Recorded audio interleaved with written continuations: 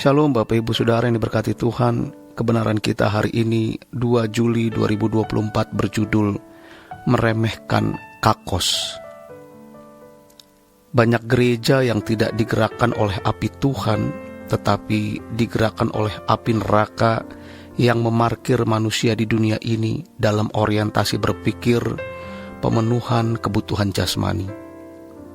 Seperti yang sering kita lihat, barang palsu itu harus didesain semirip mungkin dengan barang asli. Demikian pula dengan penyesatan-penyesatan itu dikemas agar kelihatan rohani.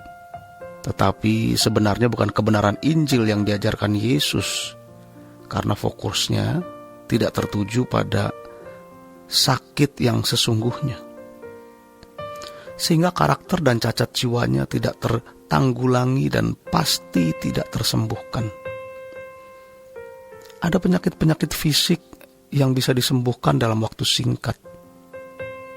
Tetapi ada juga penyakit-penyakit fisik yang tidak bisa disembuhkan secara singkat. Namun melalui sebuah proses terapi panjang yang disertai pantang makan ini dan itu, pantang melakukan ini dan itu, sakit jiwa, sakit batin, sakit rohani manusia tidak bisa diterapi dengan mudah dan dalam waktu singkat. Karena kita telah mewarisi kodrat dosa dan menyerap semua cara berpikir manusia di sekitar kita dalam waktu yang panjang. Maka pemulihannya, kesembuhannya juga butuh waktu panjang dan benar-benar serius. Dan kesembuhan batin, kesembuhan rohani, kesembuhan watak bukan hanya soal pantang ini dan itu, melainkan meninggalkan dunia dan segala kesenangannya. Masalahnya seringkali kita merasa bahwa kita adalah orang yang cukup baik. Paling tidak kita merasa bukan orang yang berdosa, sehingga kita tidak merasa perlu untuk diperbaiki lagi. Kalau orang sudah berpikir begitu, sehingga ia tidak merasa ada kakos dalam jiwanya, maka fokusnya mulai tertuju pada pemenuhan kebutuhan jasmani. Iblis itu bukan hanya bisa melingkar di pohon di tengah Taman Eden, melainkan juga bisa melingkar di mimbar gereja dan tidak mengajarkan kebenaran yang murni, sehingga dalam kurun waktu tertentu sakit karakter orang atau jemaat tidak bisa diobati lagi.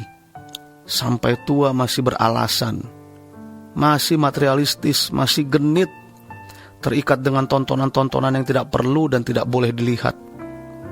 Itu adalah cacat karakter kita yang harus kita tanggulangi dengan serius. Tuhan menghendaki agar kita selalu haus dan lapar akan kebenaran. Maksudnya bahwa kita belum merasa menjadi manusia seperti yang Allah kehendaki. Orientasi berpikir kita harus tertuju pada kehidupan yang akan datang. Ini harus menjadi berita utama bagi generasi hari ini. Generasi yang materialisme, generasi yang sekularisme, generasi yang sudah terikat dengan materi dan dunia yang nihilistis. Nihilistis artinya tidak mengakui Tuhan itu ada. Kalaupun percaya Tuhan itu ada, perilakunya tidak menunjukkan bahwa Allah itu ada. Banyak orang Kristen yang merasa sudah menjadi orang beragama, yang memenuhi syarat sebagai orang baik sehingga dia tidak merasa perlu untuk bertumbuh, tidak berusaha untuk mencapai target yang dikehendaki Allah. Di satu sisi, gereja juga tidak menunjukkan target yang benar. Target yang ditawarkan adalah kesembuhan, sukses dalam karir, kekayaan, menjadi kepala bukan ekor. Padahal ayat-ayat itu ditujukan kepada bangsa Israel, bukan orang Kristen. Mereka mengutip ayat-ayat perjanjian lama tanpa melihat konteks sejarah. Ini adalah sebuah kebodohan sehingga banyak jemaat menjadi bodoh dan tetap duniawi. Tapi Tuhan dalam kesabarannya masih memberi kesempatan kepada orang Kristen untuk berbakti, memuji, menyembah Tuhan. Karena Tuhan tahu mereka belum mengerti. Tapi dunia ini semakin rusak. Maka kita harus membuang ajaran yang tidak sesuai dengan Alkitab Sebab inti kekristenan adalah perubahan hidup untuk menjadi serupa dengan Yesus atau sempurna seperti Bapa. Paulus sendiri mengatakan asal ada makanan dan pakaian sudah cukup. Artinya, kalaupun kita punya banyak, semua yang kita miliki itu adalah milik Tuhan. Kekayaan yang sesungguhnya itu nanti di langit baru dan bumi yang baru. Sebagaimana dikatakan dalam Lukas 16 ayat 12. Ingat, kita akan mati dan tidak ada satupun yang akan kita bawa. Kita harus mengumpulkan harta di sorga, yaitu menanggulangi kakos kita ini. Maka saat Yesus naik ke sorga, Ia memberikan pesan penting, yaitu menjadikan semua bangsa menjadi muridnya dan mengajarkan mereka melakukan segala sesuatu yang Dia perintahkan.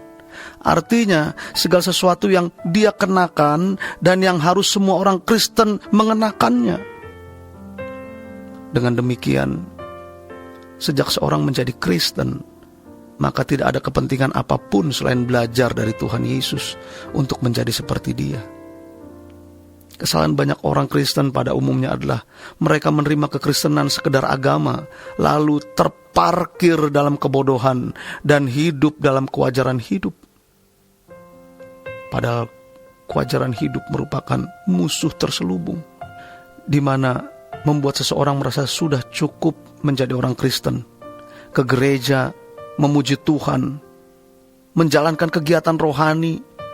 Padahal yang utama adalah perubahan hidup setiap hari untuk menanggulangi kakos.